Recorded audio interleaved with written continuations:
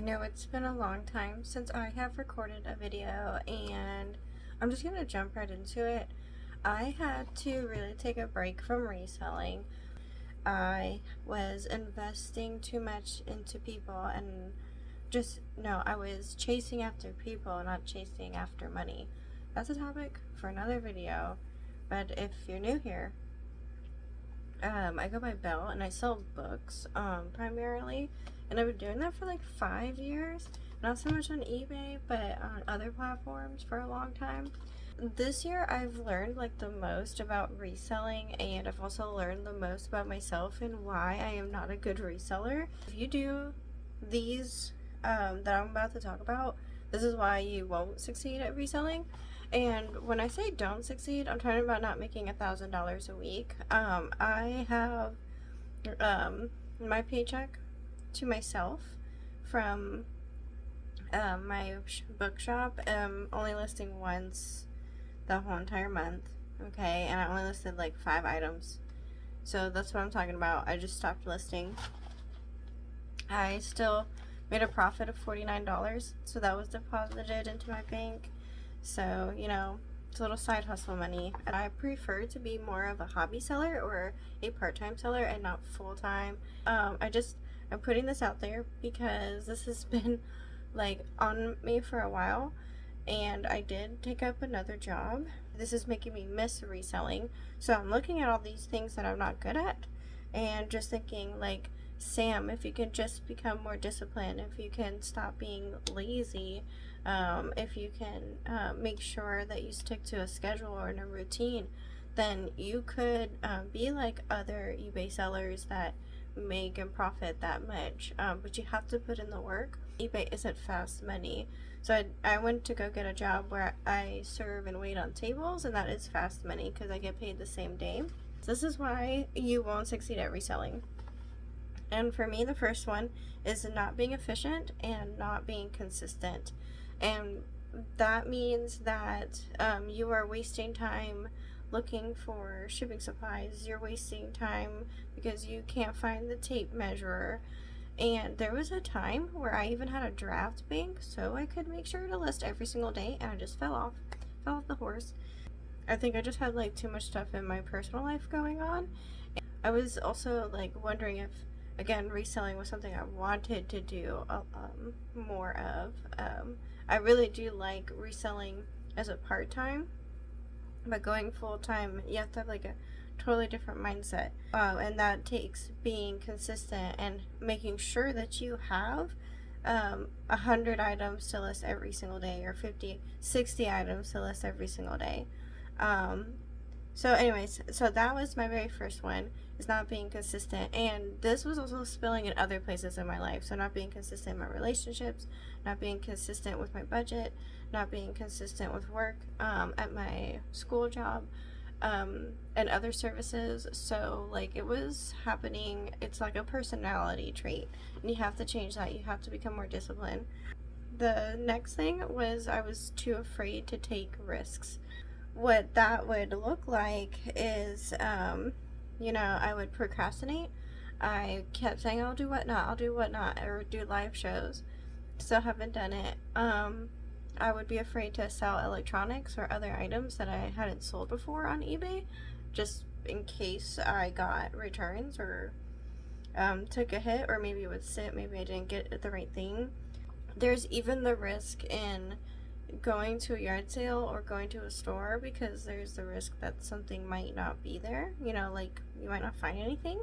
That not taking risks, that's actually like a big thing in business. You have to not be afraid. Don't be afraid.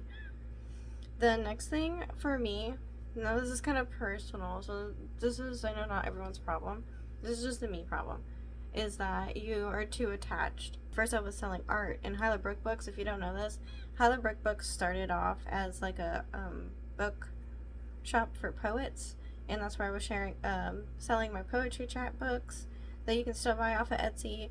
And then I would sell books that were made for like writers and artists, like authors and artists. That's what I would tagline it. So I curated certain books, certain vintage books, But yeah, I would get too attached to certain items.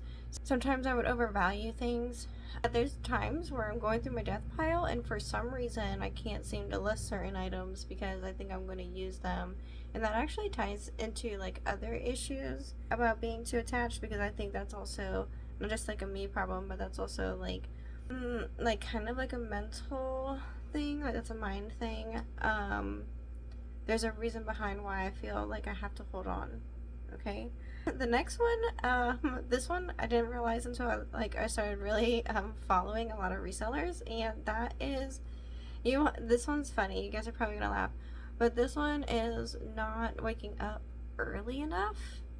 I know, but you have to get up early enough to go to the estate sales, and sometimes that means you have to drive kind of far, and you have to get up early on like every single day on the weekends, and those are the days that you want to sleep in. You have to think about that. You have to get up really early. You also have to get up early to go to the stores, and sometimes you have to be there super early before everybody else does, like at flea markets. And there were times where I just did not want to get up, and I also had my other job.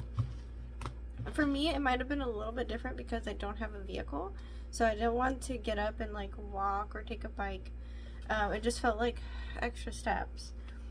Oh, and this brings me to my next point, is it kind of ties into the other one, but it's not expanding, so like not taking risks, but also not letting yourself grow. Not expanding, what that looks like in your business is probably not investing in supplies, or not saving money, not doing the research.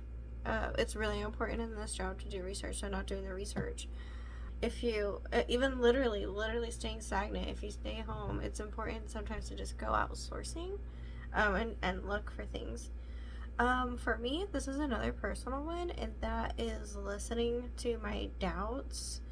And probably one of the reasons why I stay stagnant is, I have like this constant negative self-talk. I literally, like, this is kind of deep if you're listening to this, so I'm just gonna say it, and just be prepared. It's kind of, like I said, negative, and maybe, like I said, it's just like a me thing. It's just, I say like really negative stuff about myself, and recently a lot of it is just like, sometimes I'll just tell myself that I'm trash, or that I'm trashy, or I feel trashy, and a lot of that has to do with like being so low maintenance, and feeling like when I go to the thrift stores, and I kind of feel some of them are kind of dirty, and I'm sifting through things that people don't want anymore, and for them it's treasure, but to them it's trash. And then if you don't know this, and you just as your first video, I'm a school custodian, so I literally take out the trash. And then I picked up a job as a server, and you're constantly serving people and cleaning up people, and I don't mind serving, but the other day it just like hit me when someone told me to like clean up a spot on the table, that I felt like a slave, and I just felt not good, and I was like, didn't feel good. So to me, I had that like really bad self-talk to where I didn't want to resell, and like, how there's reseller haters and the things that they say about resellers, I kind of started to actually internalize some of the things like that. Why don't I just go get a real job? Why do I have to gamble my money like this, kind of thing? So yeah, okay, enough about that. The other thing that probably doesn't make me feel good is the clutter and the disorganization. This is something that gets out of hand for me, so I can have it all organized for like maybe 3 months, 6 months, and then I'll get a bunch of inventory or move things around, and it looks like a huge mess. I literally have this curtain, so you don't see that I live in a 1-bedroom apartment. It's very small, and it's literally corner to corner full of inventory, and it's the low-hanging fruit inventory. I kind of do consignment, and a lot of that is getting free clothes, and I also sometimes can't help but pick up free stuff, and when you don't list it, you're not a reseller, you become a hoarder. and it's not a good feeling. I keep telling myself to like get around to it, and things just keep piling up. It literally sometimes will make me feel like I'm suffocating, and as someone with asthma, it's not really good. It gives me a whole bunch of anxiety, and yeah, I just want to make it even look aesthetically pleasing. And when you look at resellers like the pros, they have their warehouses, they have storage space, they have at least a storage unit or a garage outside. They have it separate in a room. It's not overtaking their whole house. And their inventory system is very clear cut. I have certain inventory systems going on at the same time. It needs to be more cohesive. That to me is kind of like the hardest thing to admit, is just how messy things are. I can't wait for it to look cleaner. What I've been doing is doing yard sales and kind of either relisting items that I think are worth it, or taking things back to the thrift store. Another thing that kind of has to deal with being disorganized is not setting achievable goals, or setting unrealistic expectations. So you can't look at your bank account and expect to have a bunch of money in it when you're not working. It just doesn't work that way. I'm sorry, sweetie. I don't know why. I wish it did. I would barely work and list and then expect to have some profit. And you're kind of lucky if things sell within 2 weeks. And it still takes time to get the money. And that's maybe another topic for a different video. But for me, I couldn't wait for the money anymore. It was like giving me too much anxiety. And I didn't have like a big enough nest egg. And so now I'm kind of working at things a little bit differently. I got lazy and just like gave up. And I used to be so good at setting weekly goals that I would work to like bigger monthly goals. And I always kept track of what I did the week before. But I wasn't doing that anymore. I kind of fell off. And I think that also points to having like bad boundaries when you don't stick to a budget. You can use like an app called My Reseller Genie, and that was super awesome. But I don't make enough sales, but I don't even care about that. I think honestly, even with like the 15 sales that I get a month now, I would still use My Reseller Genie. So yeah, what I plan to make different is I'm going to set and stick to a schedule. I started timing myself to see how long it takes me to list, to see how long it takes me to store things, to see how long it takes me to ship. And I'm tracking these down so I can get better at it and auditing myself more. Then my other goal, and this is like a fun challenge, is I'm trying to match my reselling income to my server income. So I only work over the weekends, 2 nights, Saturday and Sunday. I kind of make like $50 each day. That's not a lot. Realistically, I should be at least getting 70, 75, but I'm not getting good sections. Sometimes I feel, and I'm only working for 4 hours. I only get like 8 or 9 tables, and it's like a Texas Roadhouse styled restaurant. So in September, I did not achieve that, but again, in September, I just started my new job.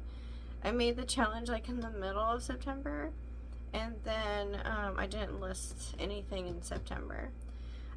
So now it's October 1st, officially October 1st, and I did get my first paycheck, because I get paid on Tuesdays from the restaurant, and that, I'll have to like double check, but I think it was like $36 was my paycheck. And I get paid $2.13 an hour.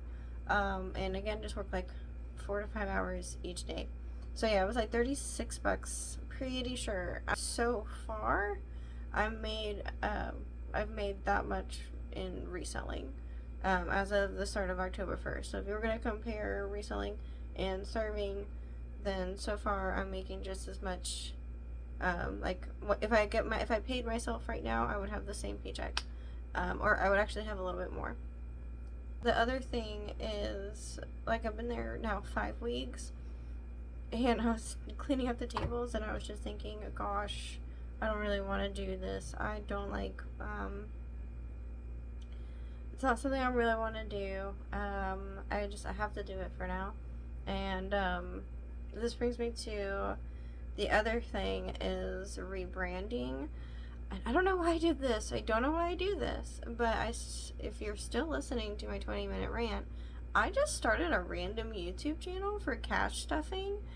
It's basically, I had this idea for like over a year, and I wanted to make, it's kind of a long story, but I had this concept for like a character called the Frugal Fairy, and then it would just be about news, money news, on this channel, like, but then I was like, oh, that kind of like doesn't seem like it matches. It seems like it needs to be a whole nother thing. So I've actually had like a blog, for it for a while, and now I'm just going to, I just started making like videos, so I'll pop it up over here if you want to follow it. That would mean a lot to me.